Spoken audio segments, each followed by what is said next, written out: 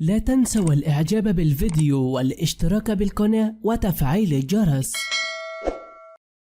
تشييع جنازة الفنان الجزائري عبد المجيد مسكود وسط انهيار زوجته وقت تشييع الجنازة، والحزن يخيم على الوسط الفني الجزائري والعربي عليه وفاة الفنان الجزائري عبد المجيد مسكود بعد صراع مع المرض.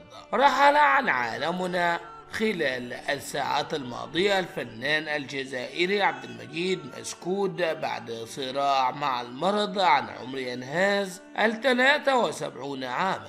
ونعت وزارة الثقافة والفنون الجزائرية الفنان الراحل عبر حسابها الرسمي على مواقع انستجرام، وجاء في البيان: تلقت وزيرة الثقافة والفنون السيدة مليكة بن داود ببالغ الأسى والتأثر نبأ وفاة الفنان القدير عبد المجيد مسكود بعد مسيرة إبداعية حافلة جعلت منه ركيزة أساسية من ركائز الأغنية الجزائرية الأصيلة. وأضاف البيان: بعد الرحيل يعد الراحل قامة فنية استثنائية استطاعت ببراعة أن تنتقل نبض الحياة الشعبية وروح الهوية الجزائرية إلى آفاق فنية واسعة، امتاز مساره الفني بالوفاء للموارث حيث حافظ طيلة عقوده على جوهره الشعبي بأسلوب يجمع بين عراقة ألحان وعمق الكلمات، مما جعله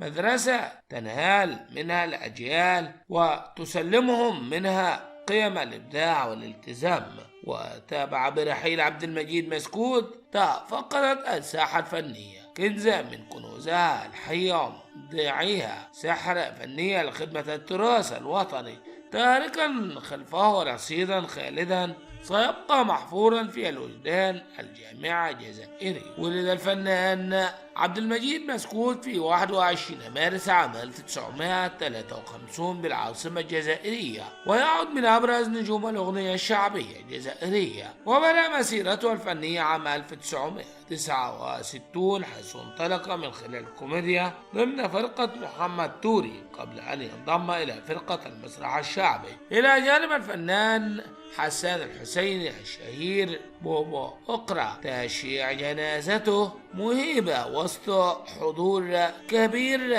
على الوسط الفني الجزائري والشارع الجزائري بكامله. إنا لله وإنا إليه راجعون.